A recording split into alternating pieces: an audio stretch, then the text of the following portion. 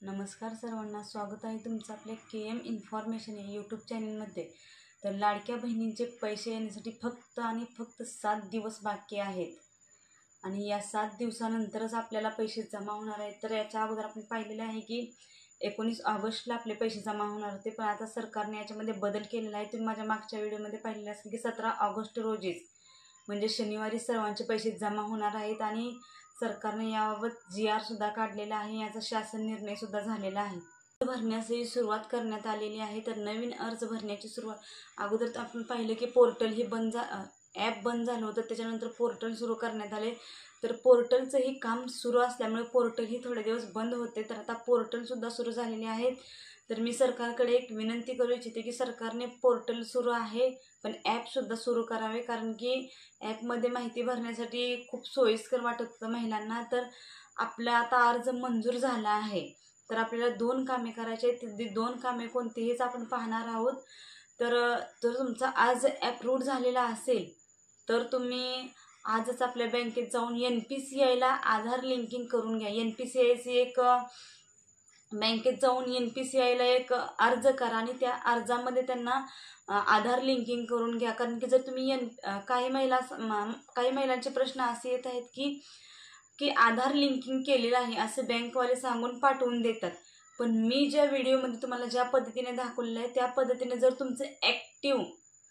तुमचं bank seeding status जर active दिसत असेल तरच तुम्हाला पैसे DBTद्वारे तुमच्या खात्यामध्ये जमा होणार आहेत।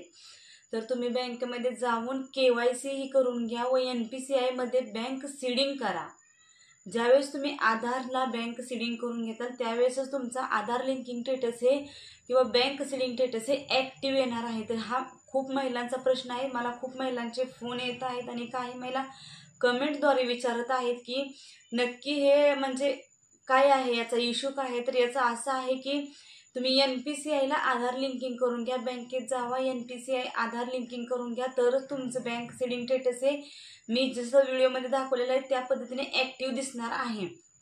आणि जर तुमच्या अकाउंटमध्ये जर हे ॲक्टिव्ह दिसलं तरच तुमच्या खात्यामध्ये DBTद्वारे हे पैसे जमा होणार। ते सर्वांनी व्यवस्थित ऐकून घ्या, कारण की हे खूप महत्त्वाचे आहे। तुम्ही फक्त बँकेमध्ये जाचाल आणि KYC करून येचाल, तर KYC करूनही तुमचे बँक सीडिंग स्टेटस होणार नाही। तर त्यासाठी तुम्हाला NPCIचा एक अर्ज घ्यायचा आहे आणि त्याच्यामध्ये आधार सीडिंग स्टेटस करून सर्व माहिती व्यवस्थित भरून नंतर तो फॉर्म बँकेत जमा करायचा आहे। ही सर्व प्रोसिजर केल्यानंतरच NPCIला तुमचा आधार नंबर हा ॲक्टिव्ह होणार आहे। तर हे सर्व काम सर्व महिलांनी करून घ्यावे। हे झालं आता एक काम। आता दुसरं काम कोणतं, तर दुसरं काम म्हणजे हे की ज्या महिलांचे फॉर्म डिसअप्रूव्ह किंवा रिजेक्ट झालेले आहेत त्या महिलांसाठी नवीन फॉर्म भरण्याची सुरुवात झालेली आहे। तर तुम्ही नवीन फॉर्म भरून घ्या किंवा आपला जो फॉर्म आहे तो फॉर्म एडिट करून घ्या। जर तुम्ही अजूनही फॉर्मला एडिट केलं नसेल तर पोर्टलवरती मी तुम्हाला एक लिंक दिलेली आहे, त्या लिंकवरती क्लिक करा आणि पोर्टलवरती फॉर्म कसा भरायचा याची सविस्तर व्हिडिओ मी दाखवलेला आहे, तसंच तुम्ही माहिती भरून घ्या। तसेच जर तुम्ही यापूर्वी अर्ज केलेला नसेल तर तुम्ही नवीन फ्रेश अर्ज करून घ्या। तर ज्यावेळेस तुम्ही फ्रेश अर्ज करचाल त्यावेळेस तुम्ही मराठीत माहिती न भरता संपूर्ण माहिती इंग्लिशमध्ये भरा आणि संपूर्ण अर्ज हा इंग्लिशमध्ये शक्यतो भरा। आणि ज्या महिलांनी याच्या अगोदर फॉर्म भरलेला आहे त्यांचा फॉर्म डिसअप्रूव्ह झालेला आहे किंवा इतर काही कारणाने रिजेक्ट झालेला आहे, तर तुम्ही ते कारण काय आहे ते व्यवस्थित शोधून काढा आणि त्या कारणावश व्यवस्थित माहिती भरा आणि सर्व फॉर्म व्यवस्थित सबमिट करा, व्हेरीफाय OTP करा।